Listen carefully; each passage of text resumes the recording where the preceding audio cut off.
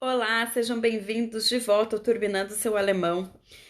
No vídeo de hoje nós vamos continuar o tema pronomes pessoais, com diversos exemplos do uso dos pronomes. Nós vimos no vídeo anterior que na língua alemã os pronomes eles têm três casos: o nominativo, que é utilizado quando o pronome ele cumpre um papel de sujeito na oração, o acusativo e o dativo.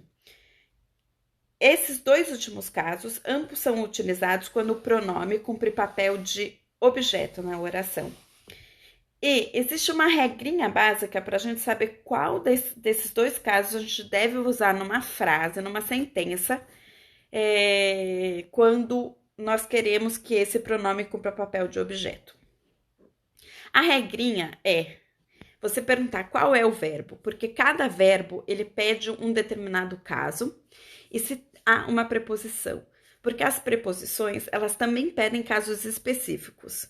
Algumas preposições, eu já disse, elas têm um único caso em qualquer situação. Outras preposições, elas podem ter mais de um caso, dependendo. E aí você tem que saber em qual situação você está usando aquela preposição para definir se o seu pronome ele vai estar declinado no acusativo e no dativo. A gente ouve essas regrinhas gramaticais e muitas vezes não consegue colocar em prática. E nada melhor do que exemplos para que a gente consiga enxergar melhor quando usar e como usar essas declinações no dia a dia no uso da língua. Eu vou começar os exemplos de hoje com o exemplo do verbo esperar. Quem espera, espera por alguém. Então, toda frase que nós formos fazer com o verbo esperar, eu vou ter um sujeito esperando por alguém ou alguma coisa. Então, na língua portuguesa, nós temos a preposição por quando nós usamos o verbo esperar. E isso é uma dica que eu quero dar. Na maior parte das vezes, quando há uma preposição na língua portuguesa, também há uma preposição na língua alemã. Na maior parte das vezes, não em todas. Mas já é um bom começo. E, de fato, o verbo warten, que é o verbo esperar em alemão, ele tem uma preposição, a preposição auf. E no caso do verbo warten, essa preposição ela é acusativa. Isso significa que o objeto ele tem que estar no acusativo. Uma frase, eu espero por ele, então, em alemão seria Ich warte auf. E aqui ele, portanto, já que eu tenho essa preposição auf, que pede acusativo, tem que estar declinado para o acusativo. E no caso, o pronome ele, no acusativo, é ihn. Ich warte auf ihn. Vamos agora para o exemplo do verbo amar. Quem ama, ama alguém ou alguma coisa.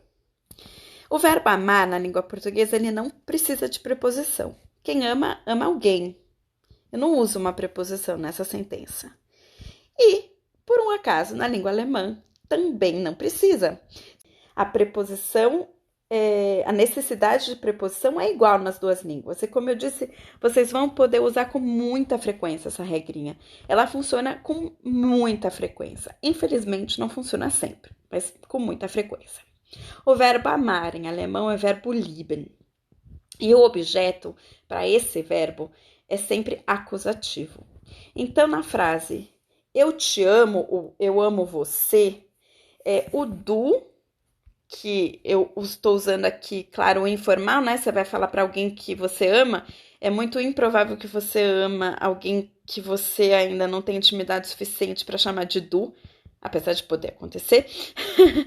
Mas no nosso exemplo, né, o du, então tem que estar conjugado declinado para o acusativo. Ich liebe dich. Du no acusativo. E assim nós definimos qual é o pronome para usar nessa sentença. Agora para o exemplo telefonar. O verbo telefonar em português, ele pede a preposição. Quem telefona, telefona para alguém. E aqui nós temos a preposição para. Infelizmente, esse é um exemplo em que não há um paralelo entre a língua portuguesa e a língua alemã. O verbo anrufen, na língua alemã, ele não pede nenhum tipo de preposição. Você coloca o objeto, a pessoa que está recebendo, para quem você está telefonando, direto, declinado no acusativo. Então, é um verbo que pede acusativo.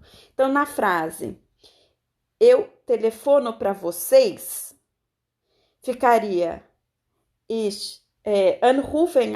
Eu queria só deixar aqui mais um comentário. É daqueles tipos de verbo que tem o prefixo an, que é separado na forma conjugada e vai para o final da frase. Então, ich rufe an. Ich rufe, o ihr, né? Vocês. No acusativo vira euch. Ich rufe euch an. E aqui nós definimos que vocês tem que estar no acusativo para o verbo anrufen. Vamos agora para o exemplo do verbo acreditar. Quem acredita, acredita em alguém. Na língua portuguesa, esse verbo precisa de uma preposição, a preposição em. E na língua alemã, glauben também precisa de preposição, a preposição an. E para esse verbo, a preposição an está no acusativo. Vamos para essa frase. Vocês acreditam em mim. Mim, então, seria o ich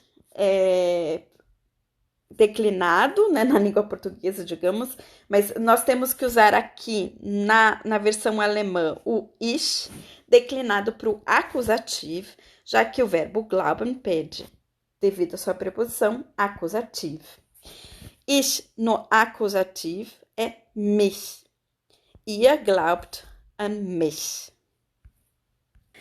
Espero que os exemplos de hoje tenham ajudado bastante a entender como que você define quais são os casos que você tem que usar, então como que você constrói as frases, dependendo do caso que o verbo ou a preposição pedem.